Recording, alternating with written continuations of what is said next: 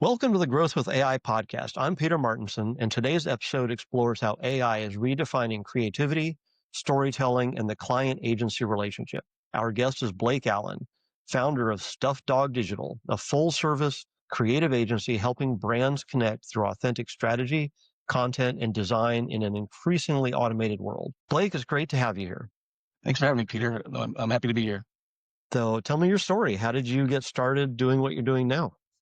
Well, I've been in marketing my entire career, mostly on the account side. So I kind of came up through, business development and doing account work, and was always a fan of the creative side of it. Always was I'm aspiring artist, and decided to jump out of the big agency world and start my own shop here. And focused really on. We started off doing college football. College football programs was a core of it. I'm an old college football player, so that was just kind of a natural start for the agency, and we've kind of built ever since. Fantastic. So, position did you play in football? Oh, I was the wide receiver and the kick returner. Okay, awesome.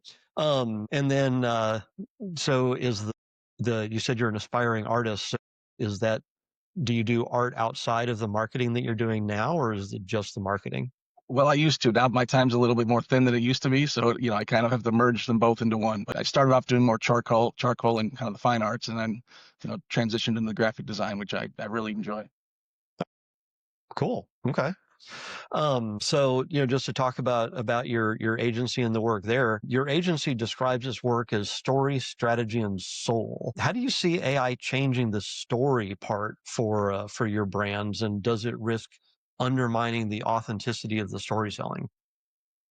I think it maybe risks undermining it a little bit, but the truth is that what we're doing is we're doubling down on the heart part of it. The fact is that AI is going to help us kind of execute the smaller details of certain campaign work or certain client deliverables, things like, I don't know, proposals and getting stuff out like that. But when it comes down to the core message and kind of, trying to communicate, a brand's heart, that's, they're going to be looking more for, an agency that's able to do that more than ever, I think, because as good as AI is, and I use it when I can, it's still the human element that drives people. It's still what drives people to make decisions when they consume, and I think it's an important position for us to have.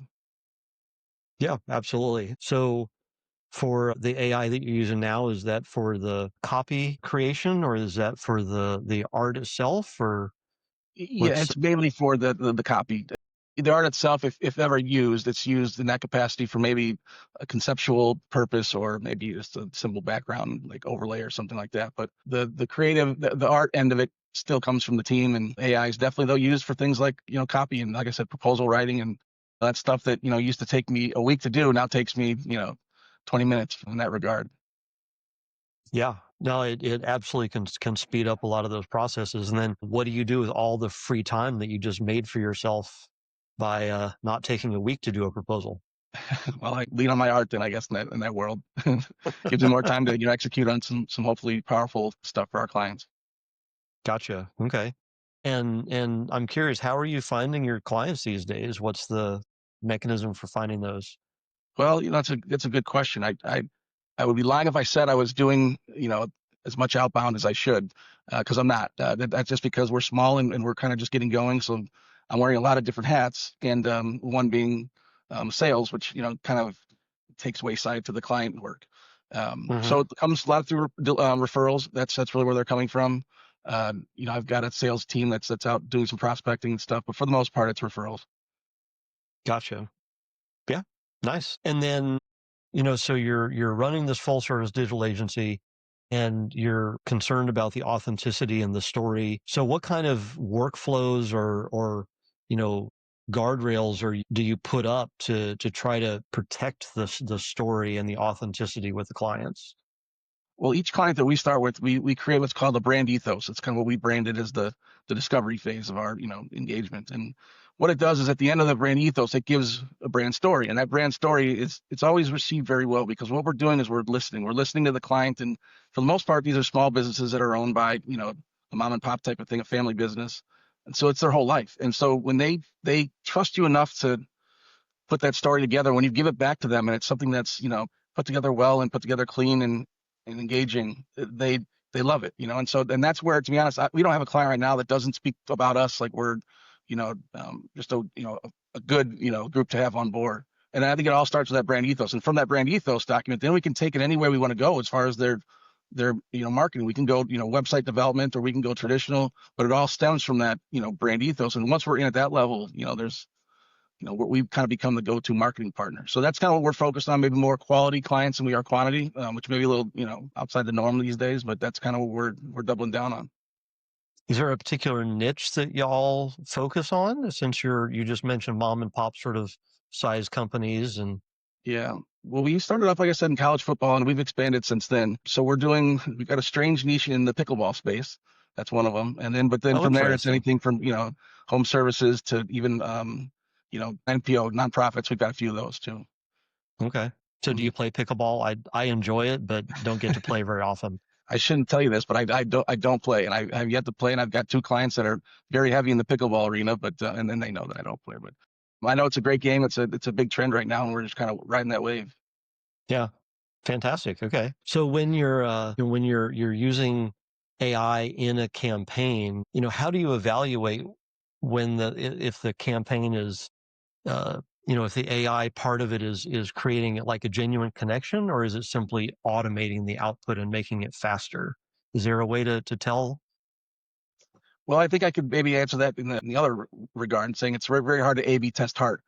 You can't really do that. You can't really, from what we stand for and what we're doing, it's hard for us to put that into the mix of being able to, again, A/B test things like the more product-driven sort of campaigns. And so ours are more, Mhm. again, based on the sentiment and nostalgia, but rather than, of course, the numbers are important, and that's an important thing for us to track.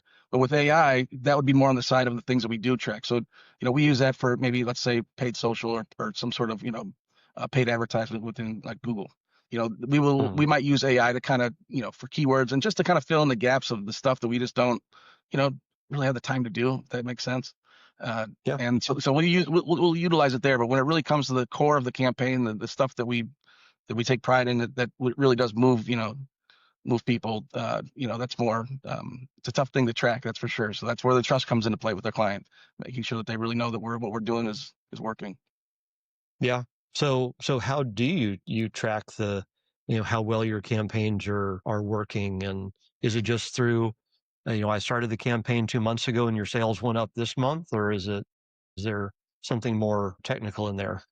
Well, I come from the old school kind of the branding agencies, and I'll tell you, if anybody tries to give you a formula for ROI from that space, they're either lying to you, or they just don't know enough to know, which is, um, yeah, there's a number of things we can use for that metric. We can use revenue. We can use, impressions. We can use a lot of things that, we can attach it to. But the truth is that this is that it's the gut. It's really, if the client's gut is saying this is good and it's working, and the business is going well, we're usually attached to it. Now, the other side of that is, if things aren't going well, we're usually attached to that as also. So it's really that relationship and how the business is doing as a whole, because we're at that kind of level of that strategy where we're more of a consultant and a partner than we are, a vendor.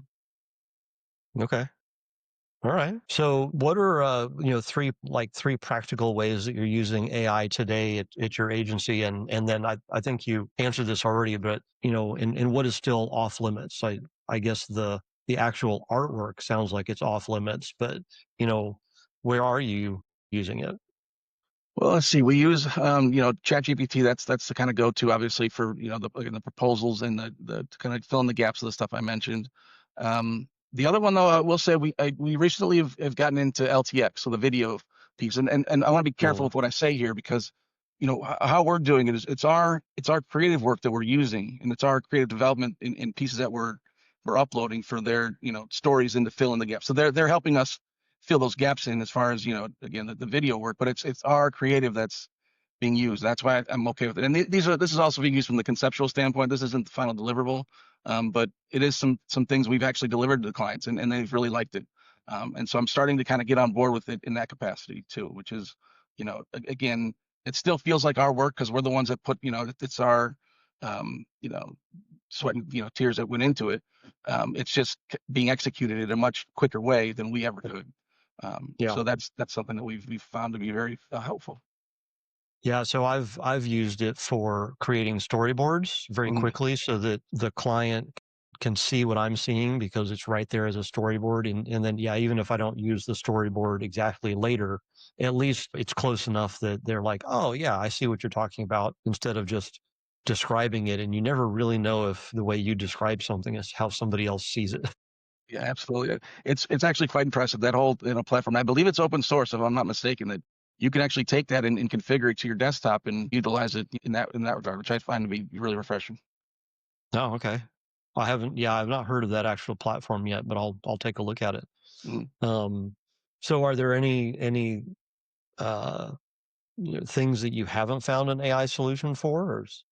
Well, though there's quite a bit. I mean, I would say again, from a branding standpoint, it does us no good. It does us no good to, again, maybe from a conceptual standpoint, but it's unable to pick up, or to transfer over, our IP into theirs. They can't take a logo, for example, and put it on any sort of creative piece. I mean, and if it does, it's just not to the quality that we would need it to go to a client. So Right. that's part of it. I'll tell you something we have been using, those the voiceover AI. Now that's been working well. So that works well to a point until it doesn't, and then but it actually is that we've utilized that for some conceptual work, because it gives it that kind of professional coding to it that really we couldn't have found, before this all started. So yeah, I mean, there's tools that are out there that we have found to be good to, like you mentioned, kind of offer that visual of what we're trying to achieve, that they offer that kind of sneak peek of it. But when it comes down to the actual work itself, we're still delivering it, Gotcha. So when it comes to your team, are you finding that you're um, having to look for team members with different skills now? Are they having to be more tech savvy than, creative, or are you finding you can teach them the tech part and just let them be the creative that the AI can't do? How is that working for you?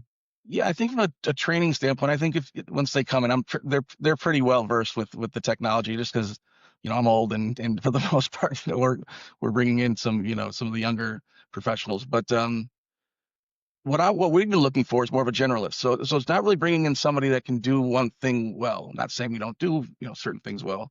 We want somebody that can do a lot of things and do them well enough to know that they need to get better with it. And so because it's not just about having a, let's say, back in the day, an art director, somebody that would come in and be a graphic designer. Well, that's all and well, but that's only a very small portion of our business, and we're not big enough to have departments like that. So we need someone that does web dev, that does art direction, that can understand copy, that can do brand strategy. And so that's kind of where we're focused, is finding more of a, what's the baseball term for the player that plays all the positions? Anyway, somebody somebody that can play ball. Gotcha. Yeah. Okay. Um, do you have any fun stories that you want to share about your Jeez. relationships with your clients, or a campaign that maybe went a little bit off the? Sure. Let's see if I can put you on the spot here. But I mean, I've got, so the pickleball client they're out of Chicago, and again, I've never really actually played pickleball, I'll be honest. And so they send me these videos, and the reason why I got this account was my old quarterback from college is now their pickleball director. He'd kill me if he knew that I was telling you this, but he sends me these videos, and he's about 6'5". He's every bit of a big time college athlete that there is, and here he is smacking the ball down on these senior citizens and playing pickleball with them. And I'm saying, Mark, you gotta lay off it, man. You're being a bully. So it's just kind of an ongoing thing that work with them, and it's been a lot of fun though to reconnect with him and kind of get a chance to share that with him. Yeah, it's amazing that it really is a small world at the end of the day, and the number of times that you bump into people over and over again who you've known in your past is just it can be really wonderful. Yeah, it is. It's really been nice. It's been a pleasure. So what are sort of the main challenges that you and your agency are facing these days? I think it's just like anybody else our size, probably just net new business. Looking to acquire some new clients and penetrate new industry. I mean, it'd be great.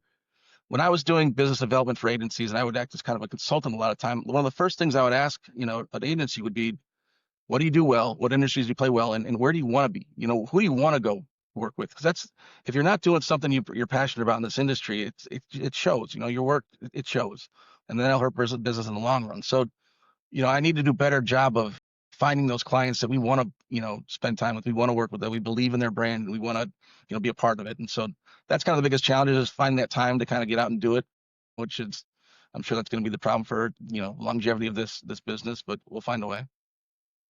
Nice. Yeah, okay.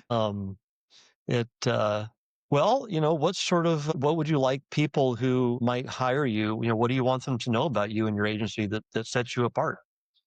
I think it's that we listen, and I know that that's probably a given thing, but we do, and I like to say, I think about your brand when I'm brushing my teeth in the morning. Like that's how much we get into it. That's how far deep we get into the core of it, which is, while I'm brushing my teeth in the morning, I'm thinking about their brand and how to improve it and how to do a better job with it. And, in that metaphor kind of, it sticks because again, for the most part, the people that we're working with, it's their life. This brand is them and it's an extension of them and their family.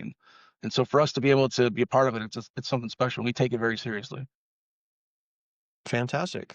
All right. Well, it's been a pleasure chatting with you. I hope that some of what we've talked about will resonate with the guests, and I'm sure the smaller companies will absolutely resonate with some of the challenges that you're facing.